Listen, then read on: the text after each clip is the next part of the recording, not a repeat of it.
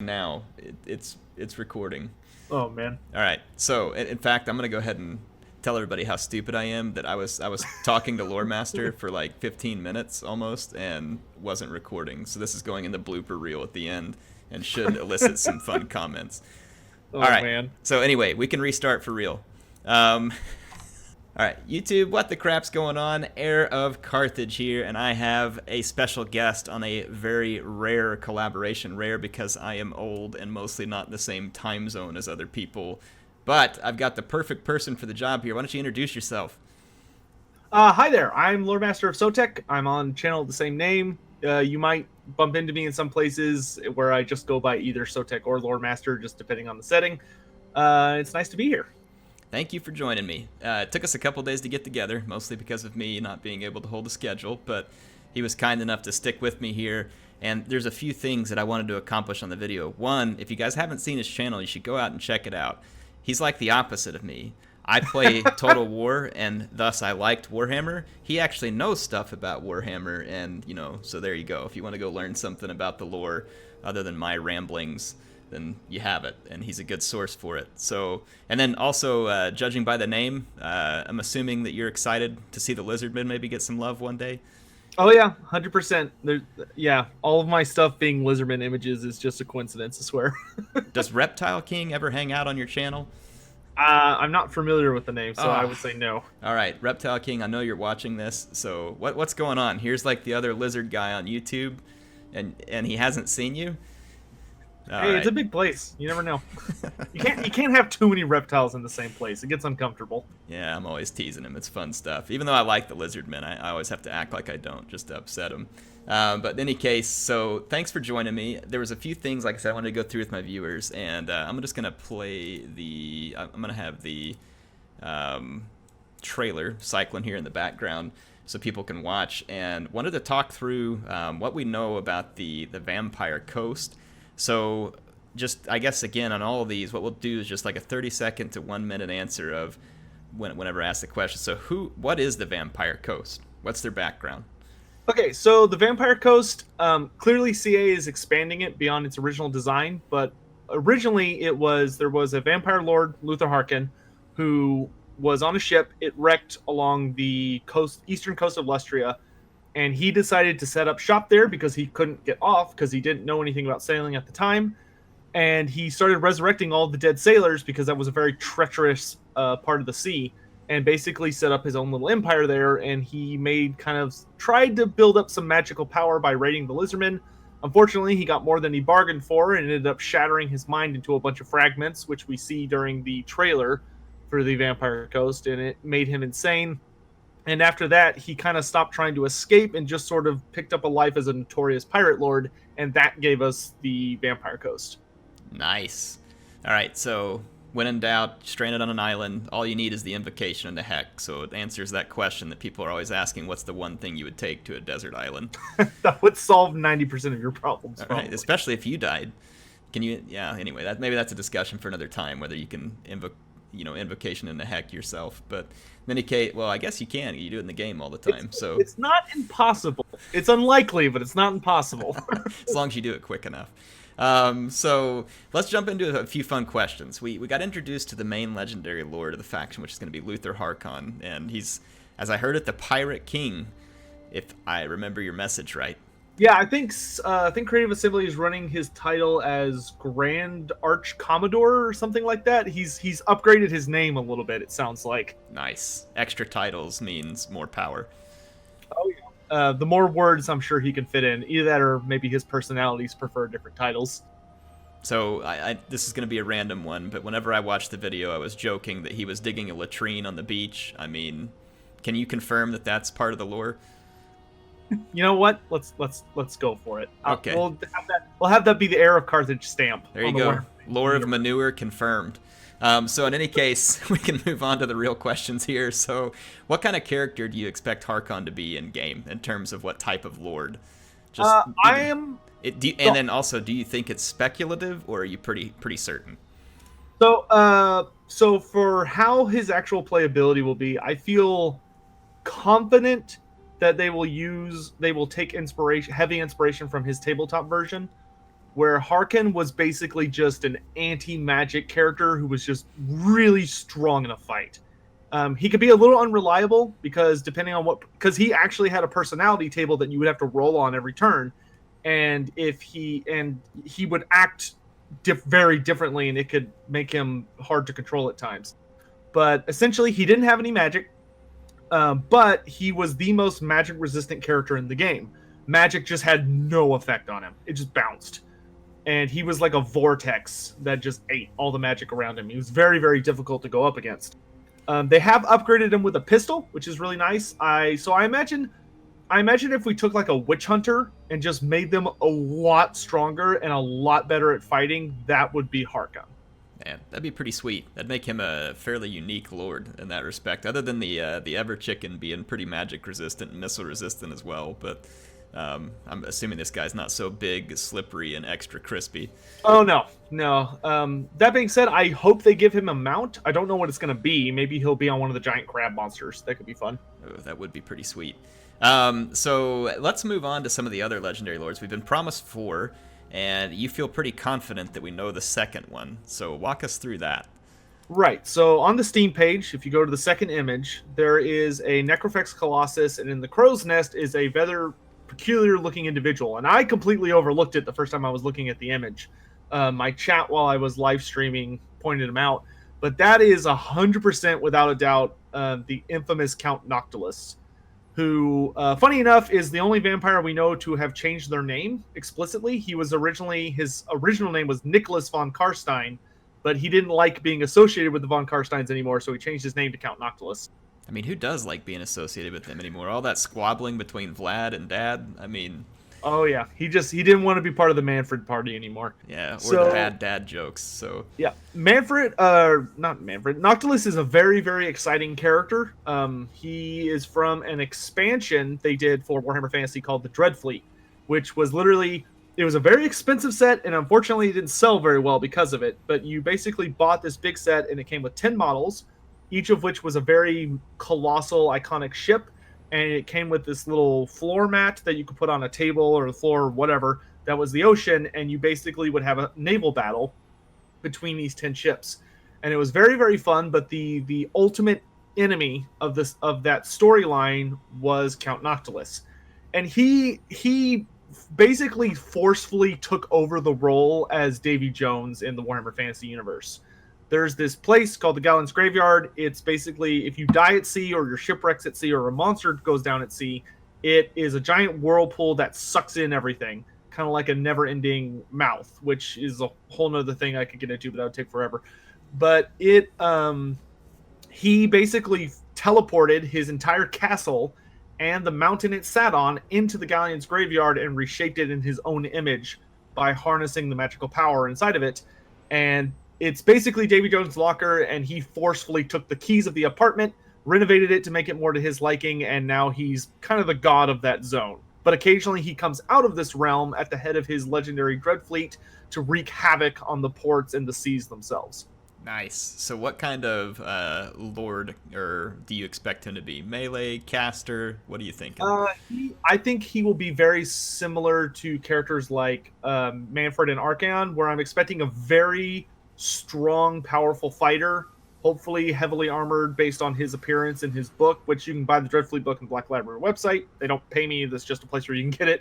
Very, very fun book. Very short, but fun. And he is an incredibly powerful caster. Of the characters I suspect to be lords, I think he will probably be the strongest of them casting-wise. But he's also going to be a really strong fighter, as you'd expect a vampire to be. Nice. And so there's also some speculation about the other 2 lords. So why don't you walk us through what you were thinking on that and Sure. kind of give us some thoughts. So just like with Noctilus, I think that CA has intentionally, or maybe not, left some breadcrumbs about who the other lords are. The one that I know the least about, and nobody seems to know anything, is the Siren of the Storms, who was mentioned in the letter that we saw the day before the announcement, the reveal trailer. And it seems to be a female legendary lord called the Siren of the Storms. I have delved through every single book I have, at least covering 10 years worth of Warhammer Fantasy lore on the high seas, and there is nothing about a Siren of the Storms. The only thing that I can think of is that because she's called a Siren, that she might be a literal Siren, which we've already seen in the Vampire Coast roster. They are ethereal. They're kind of like Banshees, though they work a little differently.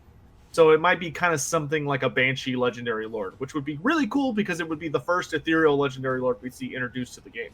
Yeah, I would totally be down with that. I love whenever they bring in something different. Like Leviathan doesn't really have a similar character per se. Yeah, he's kind of like a artillery piece. Yeah, you end up with all these strange, like Katep, literally an artillery piece as a lord. Oh, yeah. So, I mean, you get all these weird... I love it when they bring in something new. I'm all about that. So I'd love to see that. So what do you think about the fourth one? So the fourth one, I feel very confident I know who it is. It has caused some controversy on the video I released it on because a lot of people think I've lost my mind, but that's fine. But if you go to like the Tattered Sail Shanty, which is a video Creative Assembly released today, which is just the song from the trailer because a lot of people wanted it. I'm glad they released it. If you look, there's Luther Harkin, and then standing behind him to the right, there's a woman in the back who's wearing a red bandana and has this kind of weird, if you open the picture up to be full screen, she has this very weird, like, fishbone jaw going around her chin. And she also has dreadlocks. And I will put down so much money. Hold on, I'm looking for that real quick. So where's she at in this picture? I've got it pulled up here. So you got the picture with, you got Harkin and the Colossus in the back. If you look right behind his arm, not the arm holding the sword, the other one. Okay. There's two people standing behind him. Got it. Yeah, I see him. And there's one lady back there who has a red bandana on. Yep. And around her chin is some kind of like bone plate. Got it. And then she's got dreadlocks coming down from the bandana. That, I swear on my life, is Aranessa Saltspite. So Aranessa is another character from the Dreadfleet expansion, but she's on the good guy's side, not the bad guy's side. So while the bad guys was entirely a bunch of undead characters, it was like a Tomb King, an Undead Skaven, a Ghost Lord, Count Noctilus, and then, well, the last guy was this random Chaos Dwarf. On the good guy's side, there was a couple of humans, and then an elf and a dwarf. And Aranessa Saltspite was the captain of the Swordfish. And if you look up her image by just Googling Aranessa Saltspite, it's the spitting image of that chick standing right there. Because she only has her artwork that came out of Dreadfleet, and it just looks exactly like her. And this is another one, just like Noctilus, that someone in my chat pointed out and drew my attention to. I completely missed a lot of these details, but when you have a bunch of people looking at stuff, people just find ridiculous things. How do you spell that? It's Aranessa, and then Salt Spite. Got her. All right, I'm gonna pull up a picture here for everybody. Very cool looking character. She's basically the Little Mermaid of the Warhammer world. So if you took the Little Mermaid and distorted it and made it really grimdark, that's Aranessa Saltspite. She was born a mermaid, considered one of the daughters of the sea god Mann, but she wanted to be a part of the world of man, so she cut off her own mermaid tail and separated her bottom half into two leg-like appendages, and then impaled her severed legs with saw blades from a sawtooth fish to use as peg legs, so that she could live among men. Wow, self-surgeon too. So. Oh yeah, she's insane, and her whole thing is, despite the fact she has double peg legs, which would make you think that she's very clumsy, she's actually one of the most agile, acrobatic fighters I've ever seen in Warhammer Fantasy, based on the novel of the Dreadfleet novel. Are we talking like female pirate Yoda? Yeah, you could if you're thinking like from the third movie when Yoda's jumping around like crazy, then yes, I would say very similar to that. Got it. She's not a caster though; she's just kind of a crazy acrobatic fighter. Which I'm really curious how they do that. We haven't really had a character who like doesn't have any armor and relies purely on speed to survive. That would be a really interesting niche, because it would kind of be like having a Skaven assassin as a legendary lord, where we have a lot of heroes like that, and a lot of them rely on stealth, but she's not really a stealthy character. She's just really fast. That would be interesting to see if they could have like a lord who is really good at hit and run, but you can't leave him in combat. So it's like, but it's not like your typical cycle charging like a dragon or something like that. Yeah, so I don't know how they would do her at all. A lot of, and I've had a lot of people come out and say, but she's not undead. And I'm like, yeah, I know, just deal with it. They did change the wording, didn't they? Didn't they change wording on They the did. announcement? They did. I even said that in the video, and a lot of people are just like, nah, you're grasping at straws. I'm like, all right, but when I'm right, I'm gonna make a video about it. I'm putting your comment in it. Nice. Hey, so speaking of which, that's the legendary lords we expect. We see a ton of units in the video. Why don't you hit a couple of them and tell people what they're looking at and what kind of unit you think that plays out as in the game? Sure. So I will go ahead and say that I dedicate a lot more time than I'm going to have here to go into a lot of these stuff, because a lot of them have pretty storied information about them. But as just a blitzkrieg through them. Do you have a video up on it already? Yes, I do. It's all right. The it live will be linked, I so we don't have to go into big detail here. So go check it out. So let's just hit them at a high level. Don't overdo the work you already did. Let's just get people interested so they can come check out the detail. Yeah, so just blitzing through. If you're watching the Curse of the Vampire Coast trailer, I wouldn't bother starting it until about the 130 mark. Okay. And once you get there, the very first creature we see of note is the Mourngul, which the Mournguls are these horrifying creatures that were once humans that committed cannibalism and then died in the mountains. Typically, and what happens to them is, after consuming the flesh of their friends and fellows to try and survive the bitter cold of the mountains, their bodies would slowly split in half, and their top half would be reanimated as a Mourngul, which are big, terrifying creatures that have the ability to change shadow and light around them, so they're functionally invisible until they're on top of you, despite their colossal size. And apparently they didn't listen to their parents when they said to brush their teeth. Just got to throw that one in there for all the parents in the world. Oh, yeah. I don't know exactly which form of gingivitis causes your jaw to hang like that, but whatever it is, I would take a hard pass. Yeah. All right, so we also see a ton of zombies. How do all these zombies play into the Vampire Coast faction? Right, so they're the meat, so to speak, of the roster. And looking at this video, I've actually had some time since then to kind of sit down and really look at all the different kind of guns, because when you look at these zombies, you realize that they're holding an assortment of guns. They're not all holding the same gun, so it looks like it's a bunch of different individuals thrown together. But in the later trailer, we see that they seem to be separated by the units. In like the Steam pictures are clearly separated by what kind of gun they have. So I've found at least 4 different kinds of basic zombies. So we've seen zombies with twin swords, which are likely just the generic zombie deckhand mob from the White Dwarf roster. Then we've seen zombies with sabers and pistols. Then we've seen zombies with handguns or rifles. Then there's this one zombie at like 1 minute and 34 seconds. You can see his shadow, and he has a really big gun. Like, I don't know if it's like a blunderbuss or what, but it's a huge two-handed gun. And then in the trailer, much further on, we see another type of zombie at around 2 minutes and 14 seconds. And these guys are definitely the deck gunners from the White Dwarf magazine, which are guns that are so big it requires 2 zombies to hold them. And they're basically like Giselles from the Skaven roster. So they're kind of the Warhammer world's version of sniper rifles, where they're just super long range and they hit like a truck. Can be like a puckle gun almost. I don't know what that is, but sure. Well, that dates me back to my Empire days. So tell us about the giant cannon too. It looks like old Bess or something. Oh yeah, so that is Queen Bess, the big baddie. It's actually Bess. Wow. Yep, it is Bess. Got lucky there. You were right on the money. So Queen Bess is a bastardized Empire Hellhammer cannon, which is the biggest cannon that the Empire has ever created. Unfortunately, there were very, very few of them, and one of them was put on a ship, and while it was at sea, Luther Harkin decided, I want that. So he attacked it, killed everyone on board, and took the cannon. And he sort of... quite the piece of plunder. Oh, yeah, and as you can tell looking at it, he has clearly dressed it up with a lot of vampire symbolism and wings and all sorts, and there's like skeletal hands, and it has a zombie crew, and he's really dressed it up to fit his personal style.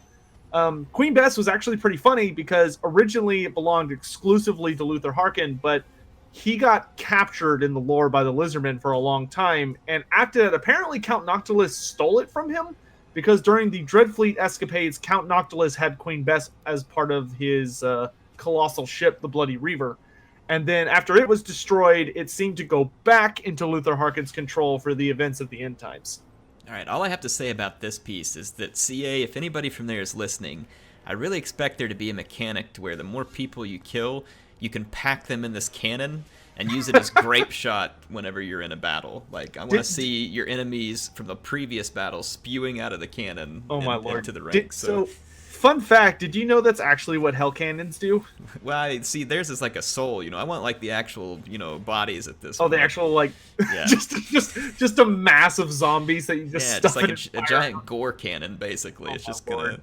Yeah, anyway, all right, Air's crazy ideas aside, this is why CA doesn't allow me anywhere near their games. So what are some of these other... We see a bunch... Oh, hang on, let's go to the giant crab. I'm assuming that his name must be Fluffy or something like that. Oh, yeah, that, from what I can tell, that is the rotting Leviathan. Technically, it's a Promethean crab, because Prometheans are these giant, like, 30-foot crabs that are pretty well established in the roleplay aspect of the setting. I was blown away to see them in this game, because a Leviathan is traditionally more of like a fish monster as opposed to a crab, but it looks like they've repurposed it into a crab monster, and I am so excited for this thing.